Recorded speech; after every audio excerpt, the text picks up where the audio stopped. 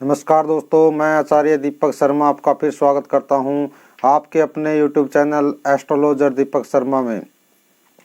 आज हम ज्योतिष के अनुसार नव ग्रहों के स्वभाव और उनके कार्यों के बारे में जानेंगे। तो ज्योतिष में उनका क्या महत्व है, किसी व्यक्ति पर वे क्या प्रभाव डाल सकते हैं, इन सब बातों की हम चर्चा करेंगे। तो आइए शुरू करते हैं आज की वीडियो। इससे पहले अगर आपने हमारे चैनल को सब्सक्राइब नहीं किया है तो आप चैनल को सब्सक्राइब कर दीजिए और वीडियो को लाइक और अपने दोस्तों में शेयर कर दीजिए। तो आइए शुरुआत करते हैं आज के विषय की। ग्रह, उनका स्वभाव और उनका प्रभाव।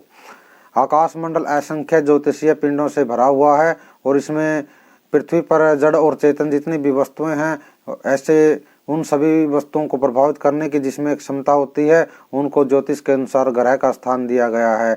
भारतीय ज्योतिष गणना के अनुसार ग्रहों की संख्या 7 मानी गई है। सूर्य, चंद्र, मंगल, बुध, बृहस्पति, शुक्र और शनि।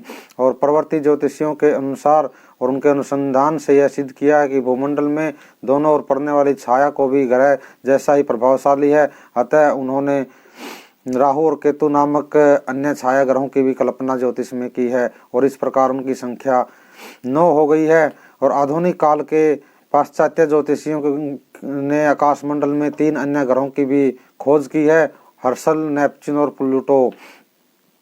उन्होंने सभी ग्रह पूर्वोक्त 7 ग्रहों से अत्यधिक ऊंचाई पर स्थित हैं। इस प्रकार कुल ग्रहों की संख्या 12 हो जाती है। परंतु भारतीय ज्योतिष में अभी तक पाश्चात्य ज्योतिषों द्वारा नवीन आविष्कृत इन 3 ग्रहों को कोई स्थान नहीं दिया गया है। अतः उन्होंने छाया ग्रह राहु और केतु सहित केवल 9 ग्रहों का ही उल्लेख मिलता है।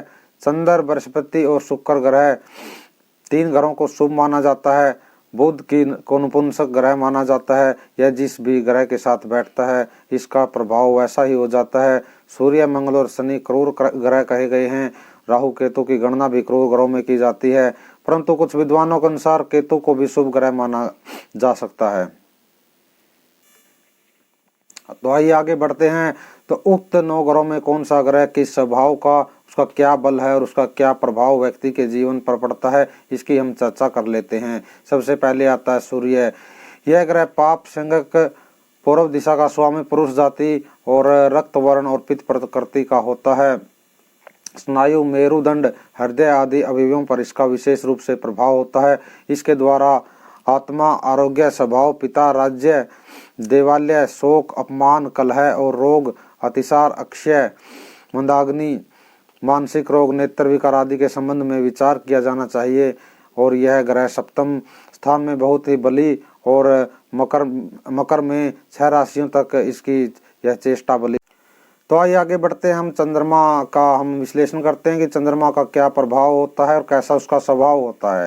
चंद्रमा, यह ग्रह शुभ संज्ञक, पश्चिम उत्तर दिशा का स्वामी और स्त्री जाति, श्वेत वर्ण, जलीय प्रकृति का होता है। यह रक्त का स्वामी, वात धातु वाला और इसके द्वारा मन, चिंता, चित्तवृत्ति और संपत्ति, माता पिता और राजकीय अनुग्रह, पेट संबंधी समस्याएं, मस्तिष्क और शारीरिक स्वास्थ्य, कफ संबंधी समस्याएं, जलीय रोग और मानसिक रोग, इस तरह के जो विचार हैं चंद्रमा के द्वारा इनको अध्ययन किया जाता है। यह लगन से चतुर्थ स्थान में बली तथा मकर में 6 राशियों तक चेष्टा बली होता है। कृष्ण पक्ष की षष्ठी से शुक्ल पक्ष की 10वीं तक यह बहुत ही क्षीण रहता है। इस अवधि में इसे पाप ग्रह या क्षीण ग्रह माना जाता है। शुक्ल पक्ष की 10वीं से कृष्ण पक्ष की 5वीं तक यह ग्रह ज्योतिर्मान और बली और बहुत ही शुभ माना जाता है। चतुर्थ भाव में बली चंद्रमा को पूर्ण फलदायी होता है, क्षीण चंद्रमा नहीं।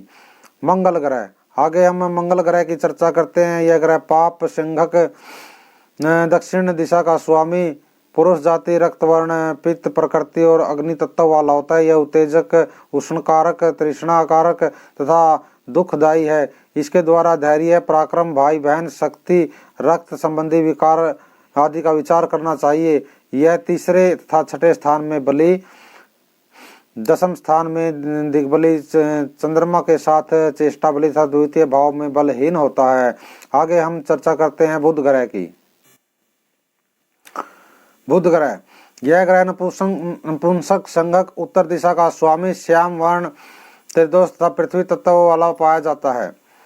यह व्यवसाय, चिकित्सा, ज्योतिष, शिल्प, कानून, चतुर्थ तथा दशम स्थान का कारक है। इसके द्वारा बुद्धि तथा विवेक, शक्ति, जिह्वा तथा तालु से उच्चारण किए जाने वाले शब्द, अवयव तथा गुप्त रोग, श्वेत कुष्ठ, गूंगापन, वात रोग, संग्रहणी आदि का विचार किया जाता है।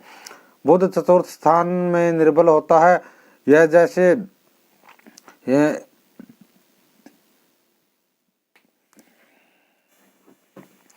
जिस भी ग्रह के साथ बैठा हो उसी के जैसे स्वभाव वाला यह बन जाता है। शुभ अथवा अशुभ फल देने वाला शुभ ग्रह अथवा पाप ग्रह बन जाता है। पूर्ण चंद्र बुध तथा शुक्र के साथ शुभ फलदायक और मंगल शनि राहु केतु के साथ अशुभ फलदाता हो जाता है। यदि यह अकेला ही हो तो यह शुभ फल ही देता है। आगे हम चर्चा करते हैं बृहस्पति की। तो यह जो बृहस्पति ग्रह होता है यह शुभ संघक, पूर्वोत्तर दिशा का स्वामी, पीत वर्ण अथवा आकाश तत्व वाला होता है। यह हृदय की शक्ति का कारक है। इसके द्वारा पारलौकिक सुख, आध्यात्मिक सुख, घर, विद्या, पुत्र, पौत्र तथा इस तरह के जो गुल्म आदि रोग हैं उनका विचार किया जाता है। लग्न में बैठा हुआ बृहस्पति अभी तक चंद्रमा के साथ कहीं भी बैठा हुआ तो चेष्टा बली होता है। शुक्र ग्रह, यह ग्रह शुभ संगक, दक्षिण पूर्व दिशा का स्वामी, श्याम, गौर वर्ण अथवा जलीय तत्व वाला होता है।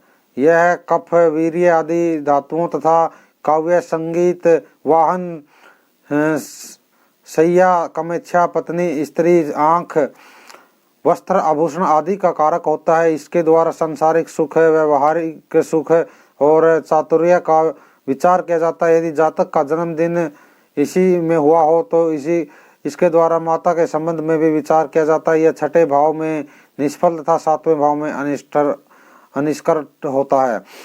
शनि ग्रह, आगे हम चर्चा करते हैं शनि ग्रह की। यह ग्रह क्रूर, संगक, नपुंसक जाति और पश्चिम दिशा का स्वामी माना जाता है। कृष्ण वर्ण, वात प्रकृति का और वायु तत्व वाला होता है। इसके द्वारा आयु, शारीरिक बल, दृढ़ता, ऐश्वर्य, यश, मोक्ष, योगाभ्यास, नौकरी, विदेश यात्रा, विदेशी भाषा, विपत्ति तथा मूर्छा आदि रोगों का विचार किया जाता है। यदि जातक का जन्म रात्रि के समय हुआ हो तो यह माता पिता का कारक होता है। पाप ग्रह होने पर भी इसका अंतिम परिणाम सुखदायक ही होता है। यह जातक की दुर्भाग्य और संकटों का शिकार बनाने के बाद उसे शुद्ध और सात्विक बना देता है। यह सप्तम स्थान में बलि तथा चंद्रमा अथवा किसी अन्य ग्रह के साथ, वक्री ग्रह के साथ रहने पर चेष्टा बलि हो जाता है। आगे हम चर्चा करते हैं राहु की।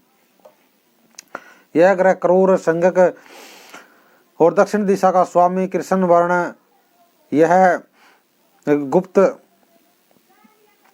युति बल वाला और बहुत सी त्रुटियों का कारक होता है। यह जिस स्थान में बैठता है उस स्थान की उन्नति को रोक देता है। आगे हम चर्चा करते हैं केतु ग्रह की।